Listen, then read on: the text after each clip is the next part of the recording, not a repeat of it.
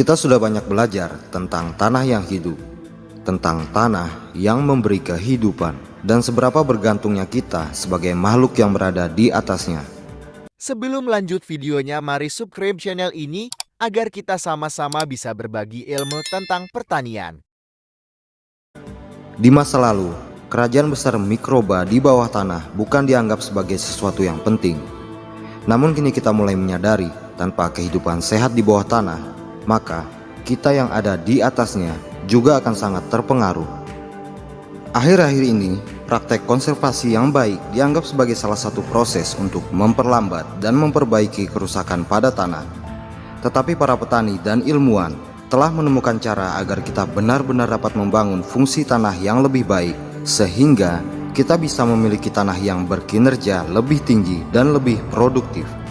Faktanya, tanah yang sehat kaya akan bahan organik dan kehidupan mikroba. Ini mungkin menjadi kunci untuk memberi makan populasi dunia yang terus bertambah secara berkelanjutan menuju masa depan yang lebih baik. Kemudian, bertani dengan cara melindungi dan meningkatkan mikroba dapat dengan sendirinya meningkatkan kesehatan tanah. Petani dan peternak akan dibawa ke dimensi lain dari metode kuno yang diperbarui dan akan diterima dengan baik di seluruh dunia. Video ini akan menunjukkan kepada Anda bagaimana mereka melakukannya dan apa artinya bagi kita semua. Ada kerajaan yang menakjubkan, tersembunyi, dan hidup di bawah kaki kita. Miliaran bahkan triliunan organisme, bakteri, alga, serangga mikroskopis, cacing tanah, kumbang, nematoda, semut, tungau, jamur, dan lainnya tinggal di dalam tanah. Kehidupan ini mewakili konsentrasi terbesar biomasa di mana saja di bumi ini. Sementara para ilmuwan bekerja untuk lebih memahami ekosistem yang kompleks dan elegan ini, banyak petani yang sudah tahu bahwa ketika mereka bertani dengan cara itu, otomatis mereka melindungi dan meningkatkan komunitas mikroba di dalam tanah, dan hal-hal baik akan terjadi. Mereka memahami bahwa mikroba dapat membangun dan memperbaiki kualitas tanah dan membantu membuat pertanian lebih menguntungkan dan lebih tahan terhadap cuaca ekstrim. Plus, petani yang bertani dengan konsep membangun tanah praktis menggunakan lebih sedikit energi, meningkatkan kualitas air, dan menciptakan habitat ekosistem yang lebih baik. Prinsip-prinsip pertanian ini terdiri dari beberapa hal sederhana. Jangan ganggu tanah dengan sesedikit mungkin mengolah tanah. Tetap tertutup. Jaga agar tanah tetap tertutup dengan tanaman penutup atau sisa tanaman. Jaga sistem akar. Menjaga jaringan akar di dalam tanah sebanyak mungkin sepanjang tahun. Dan campur, gunakan spesies yang beragam. Itulah 4 kegiatan konservasi utama yang memungkinkan petani untuk mencapai prinsip-prinsip ini di ladang mereka. Ketika digunakan dalam sistem dari waktu ke waktu, manfaatnya, praktik kesehatan tanah ini bisa menjadi sangat substansial, yang baik untuk pertanian, petani, dan kita semua.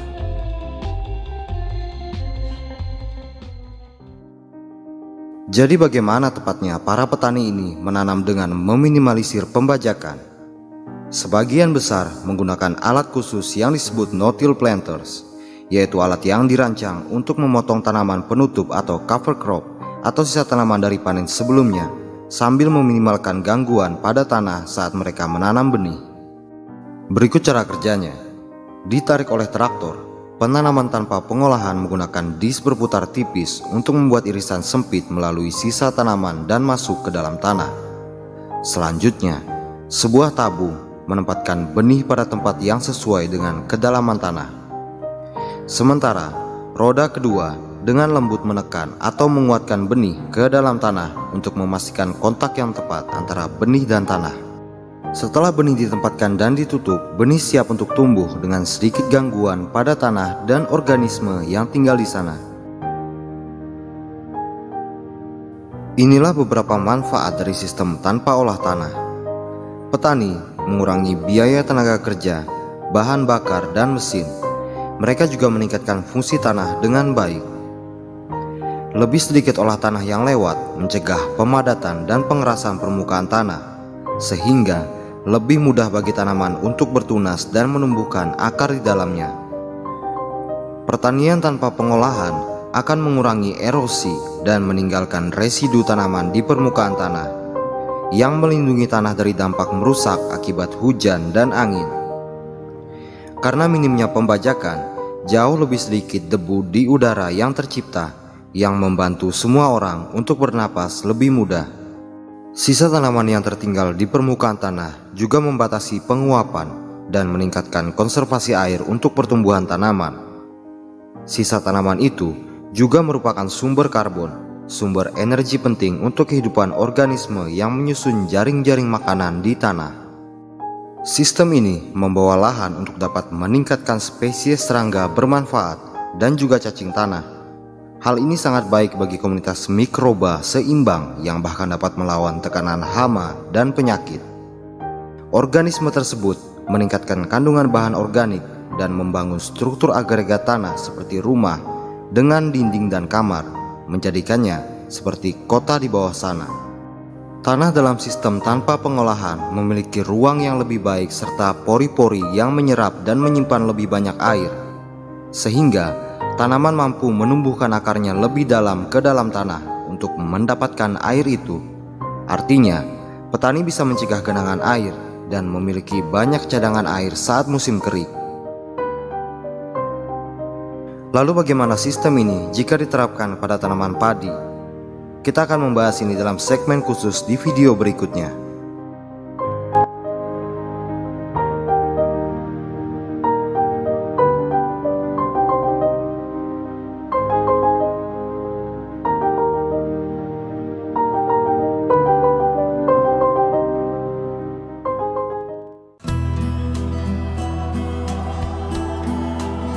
Kita semua tahu apa itu tanaman, tetapi tahukah Anda apa itu tanaman penutup tanah atau biasa disebut cover crop? Sederhananya, tanaman penutup ditanam untuk menjaga lahan pertanian tetap tertutup antara waktu-waktu di luar tanaman inti. Tanaman penutup biasanya tidak dipanen. Mereka ditanam untuk meningkatkan kesehatan tanah guna memberi makan banyak organisme bermanfaat di tanah, sekaligus menyediakan unsur hara bagi tanaman inti berikutnya yang akan ditanam petani untuk dipanen dan dijual.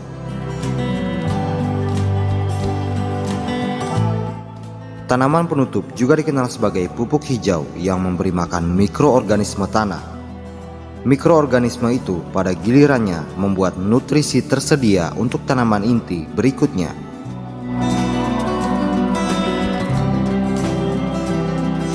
Karena tanaman penutup tanah biasanya tidak dipanen, mereka tidak harus tumbuh menjadi dewasa.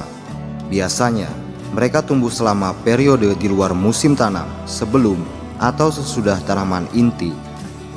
Setelah tanaman penutup tumbuh, banyak yang mati secara alami, tetapi beberapa diakhiri dengan cara mekanis seperti dipangkas atau menggunakan roller crimper.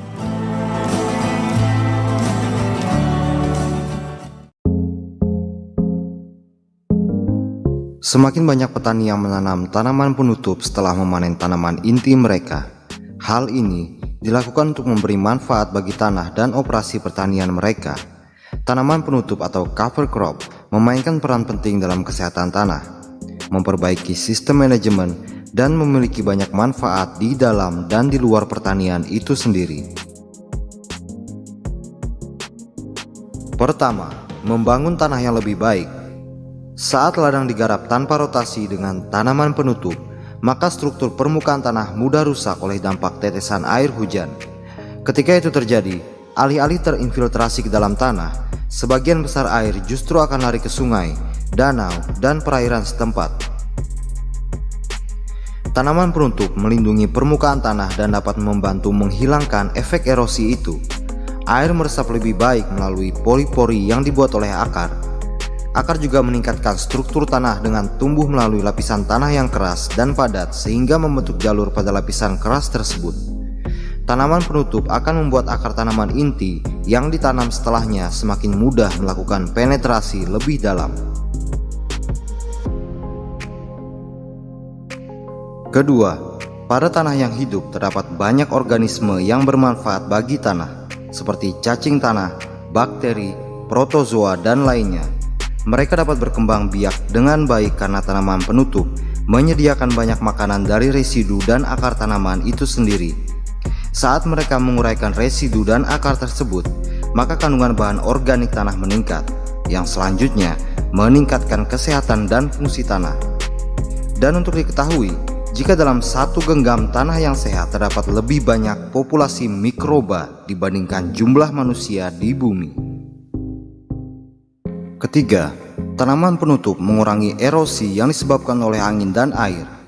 Tanaman penutup membuat tanah saling menempel menjadi kuat karena agregat tanah ditahan oleh tanaman penutup selama di luar musim tanam, dan erosi tanah dapat dikurangi bahkan dihentikan. Tanaman penutup juga membantu mengurangi nutrisi mengalir ke sungai, danau, dan lautan.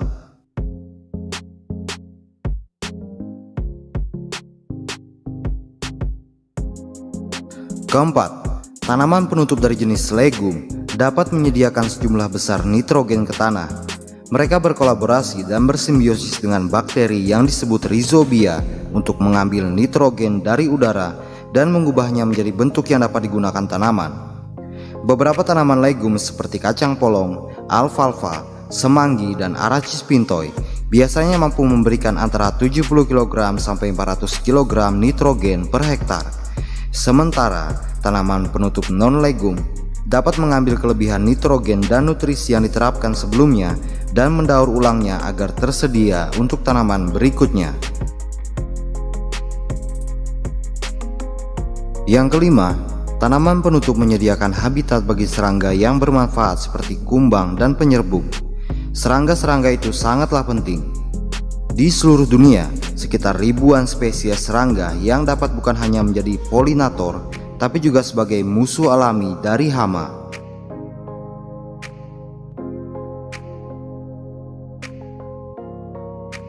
Keenam, tanaman penutup dan sisa tanaman membantu menjaga tanah tetap dingin saat musim panas dan menjaga kesehatan tanah saat cuaca basah. Suhu tanah yang dibajak bisa mencapai 20 derajat lebih panas dari tanah yang dilindungi oleh tanaman penutup. Residu permukaan juga mengurangi penguapan dalam keringnya musim panas. Dalam jangka panjang, membangun tanah yang lebih sehat dan menjaganya tetap terlindung membuat tanah lebih tangguh untuk berbagai kondisi ekstrim.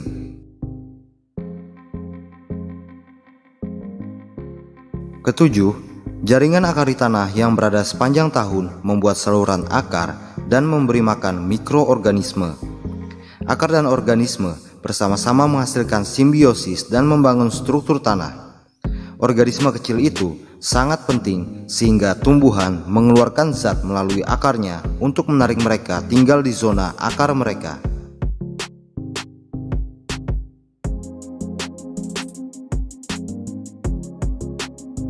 Dan yang kedelapan, tanaman penutup menjadi mimpi terburuk bagi rumput liar.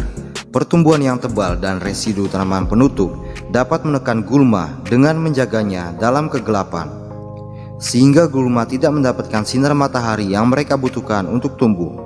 Beberapa tanaman penutup bahkan menghasilkan bahan kimia alami yang disebut alelokimia yang dapat lebih lanjut menekan pertumbuhan gulma.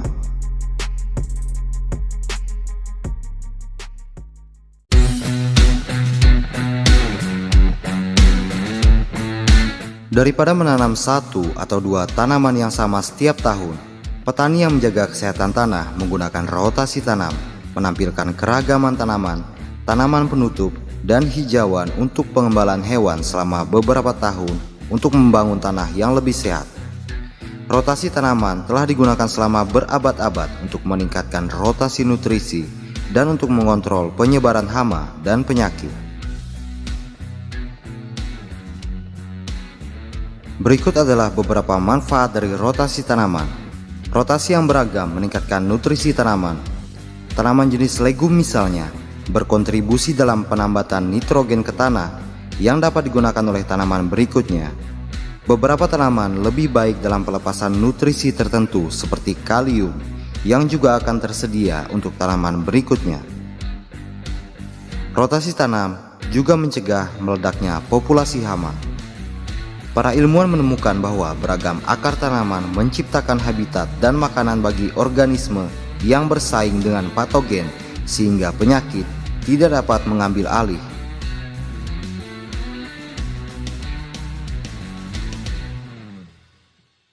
Banyak dari organisme bermanfaat ini adalah juga predator organisme penyebab penyakit.